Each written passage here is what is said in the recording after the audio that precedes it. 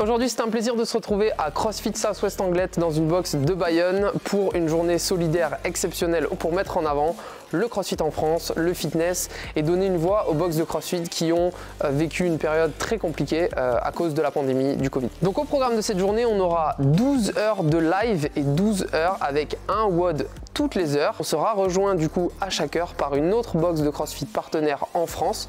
On a choisi des WOD Heroes pour leur symbolique et on va accumuler donc 12 heures de WOD dans cette journée. On va voir si on va en sortir vivant, on l'espère. Restez jusqu'au bout, n'oubliez pas de mettre un like, un commentaire et de partager cette vidéo. A tout de suite dans la vidéo. Bonjour, Boris Le Maréchal, je suis le honneur de CrossFit Southwest à Anglet. Alors bonjour, moi c'est Alice, je suis la honneur de CrossFit Bellara à Saint-Jean-de-Luz. J'ai monté la salle il y a presque 3 ans maintenant. Je m'associe à cet événement par rapport aux conditions actuelles. La salle est fermée et c'est histoire de rester en contact avec mes adhérents et ma communauté. Il n'y en a pas tant que ça, à part les compétitions et 2-3 événements. Donc là, ça va montrer la solidarité de toute la communauté. Ça permet de garder un lien social avec la communauté, avec les copains et les copains autour. L'événement et les Eurobots, ça se fit plutôt pas mal. Et c'est bien de pouvoir voter avec les copains. C'est un bon moyen de se challenger pendant cette période. Oui, ça permet de casser le quotidien un peu. Ouais. Parce que là, ça devient quand même très routinier avec le couvre-feu qui était avancé. Et là, de casser un peu le délire et se faire plaisir entre potes et limiter ça avec tout le monde, c'est vraiment cool.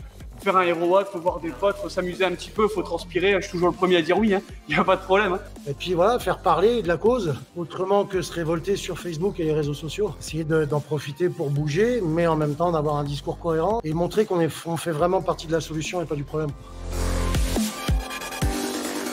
Nous, on compense beaucoup, on fait beaucoup d'efforts aussi pour nos adhérents. On est pris un peu entre le marteau et l'enclume. C'est-à-dire qu'on paye les charges et on s'occupe et on fait des facilités à nos adhérents. Moi, je compense entièrement à mes adhérents tout l'impact de ces événements-là. Mais ça répond présent. Cette pandémie, elle a eu un petit impact sur ma box. On est fermé, j'ai plus autant de contact avec mes adhérents que je le voudrais. Là, entre ceux qui ont vraiment du mal à se motiver, évidemment, je n'ai que des messages de gens qui se sentent grossir et qui sont frustrés. On prend un peu de poids, c'est sûr. On s'entraîne moins, on bouge moins, on commence à être de plus en plus raide. On a parlé de la mobilité, il fait froid donc on bouge pas du tout.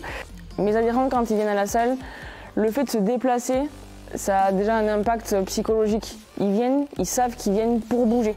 J'ai beau leur envoyer des messages pour essayer de les motiver, c'est assez compliqué à distance.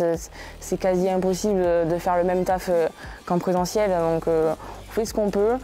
On leur écrit, on leur téléphone, mais c'est assez compliqué, quoi. Ce qui manque, c'est de s'entraîner avec les copains. Et ce qui nous manque à nous, c'est de retrouver justement tous ces adhérents qui sont quelque part aussi des copains ou des amis. Et puis eux, il leur manque l'ambiance, il leur manque tout ce qui est social autour de l'activité aussi, hormis la forme et de gérer sa petite couche de confort. Je pense que l'aspect communauté, oui, prend son sens maintenant parce que ça va dans les deux sens, mais ça prend son sens tout le temps, l'aspect communauté en fait. Il n'y a pas que dans les moments bien où il faut que ce soit. Il n'y a pas que dans les moments difficiles, il faut que la communauté elle vive tout le temps à travers nous. On est là pour l'animer, on est là pour la faire vivre. C'est pas très simple, mais on essaye de tous rester motivés et soudés. La communauté, c'est sûr que dans le CrossFit, c'est vraiment important et ça permet aussi de tenir moralement.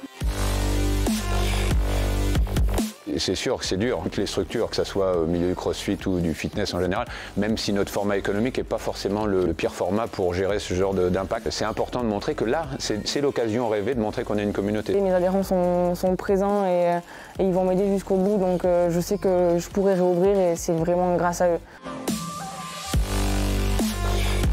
Alors moi j'ai fait un petit peu de compétition et c'est pas du tout le même esprit. Moi ma petite boîte elle est pas faite pour les compétiteurs, même si s'ils ont un objectif d'y aller, je les y emmènerai, mais c'est pas du tout ce qui fait vivre ma salle. On est plutôt une petite salle assez familiale, on vient surtout pour s'entraîner ensemble, on rigole beaucoup, on s'entraîne et c'est vraiment le côté santé qui m'intéresse. Des anecdotes, j'en ai plein, j'en vois un, Alix, si tu me vois, bonjour. Il était incapable de squatter, c'est-à-dire qu'il a une mobilité de cheville qui lui permet pas de squatter, c'est pointe de pied et rien d'autre, et ça ne marche pas. Et avec beaucoup de mobilité, On a enfin réussi à lui faire casser la parallèle, les pieds à plat. Donc franchement, c'est beaucoup de taf, mais on y voit vite les progrès. C'est quand même hallucinant. Quand on veut, on peut en fait. Au niveau de la santé, là j'ai une idée assez précise. Le côté performance me plaît et souvent le côté performance est accolé à la compétition de CrossFit. Alors que la performance peut être aussi accolée au mot santé. Moi je vois plutôt ça comme une énorme usine à faire bouger les gens du mieux possible, même si je ne suis pas parfait, mes coachs non plus. Les encourager à ça, qui prennent du plaisir à ça et d'aller vers la performance de compétition n'est pas un objectif premier. Ça peut le devenir, mais d'abord c'est aller chercher, explorer à 360 degrés de toutes les manières de bien bouger et d'être gourmand de ça. Pour moi, de faire des petites performances, là on n'est pas préparé pour ça, mais on va quand même se faire, pendant 12 heures, on va faire des heroes, ce qui n'est pas rien non plus. Moi je suis diabétique et je n'ai pas peur de bouger. J'encourage tous les diabétiques de tout type à aller bouger avec des professionnels qui vont les motiver et justement leur indiquer le meilleur chemin pour bouger le mieux possible, pour réguler au moins ces systèmes. C'est aussi de dire, faisons bouger les gens, faisons bouger tous les types, okay, tous les âges, de la meilleure manière qui soit. Et par exemple pour les diabétiques, c'est primordial de bouger. Je pense qu'il y a un gros quiproquo entre le bien-être, la santé et la réelle santé. Donc en fait le sport c'est la santé, mais ça on le dit depuis le début. On est professionnel du sport, mais on est aussi professionnel de la santé malgré tout. Arrêtez de vous dire que ce n'est pas pour vous. Une bonne alimentation, 3 fois par semaine un entraînement, et vous allez avoir une forme et une condition physique que vous n'avez jamais eue. C'est tellement personnel et à distance, c'est difficile de les toucher, mais pour les miens en tout cas, j'imagine que les autres pourraient faire pareil si ce n'est pas déjà le cas. Sur les réseaux sont faits pour ça, c'est de pouvoir communiquer comme ça à distance alors qu'on est dans l'impossibilité de se côtoyer. On a sur un réseau interne, on publie comme beaucoup de box par vidéo. On a créé un gros groupe WhatsApp où tout le monde communique, on envoie des bêtises, on envoie des watts tous les jours. Donc ça c'est assez sympa. La programmation continue avec des exercices simples, plutôt connus, rien de trop nouveau. Puis que ça soit accessible à tous et même ceux qui ont peu de matériel. Mais c'est difficile, c'est très difficile de se motiver, surtout à distance, surtout quand ça dure. Je pense que tout le monde, là, tous, même s'ils ont pris 15 kilos, ils sont avides de revenir bouger en salle. Il n'y aura pas besoin de trop les pousser.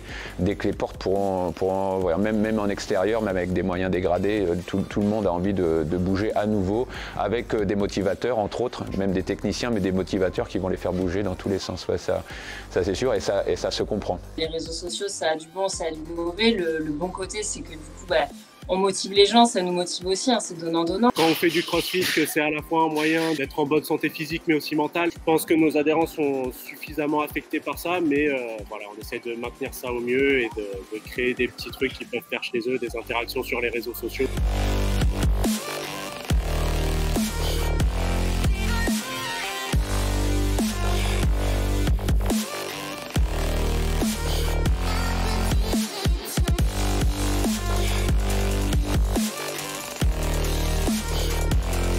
Merci à tous d'avoir regardé cette vidéo. Notez dans les commentaires le WOD que vous avez préféré de la journée et celui que vous auriez aimé faire avec nous. Et si vous l'avez fait en même temps que nous ou que vous l'avez fait de votre côté, n'hésitez pas à mettre votre temps dans les commentaires. Merci à CrossFit Southwest Anglet de nous avoir accueillis. Merci à tous les partenaires Noco, Bearbells, Veltus, Bro Apparel et Vikings Training d'avoir contribué à cet événement et d'en avoir fait un événement encore plus gros. On espère qu'on va pouvoir réinvestir les salles de CrossFit et les salles de fitness le plus rapidement possible. Merci d'avoir suivi cette vidéo.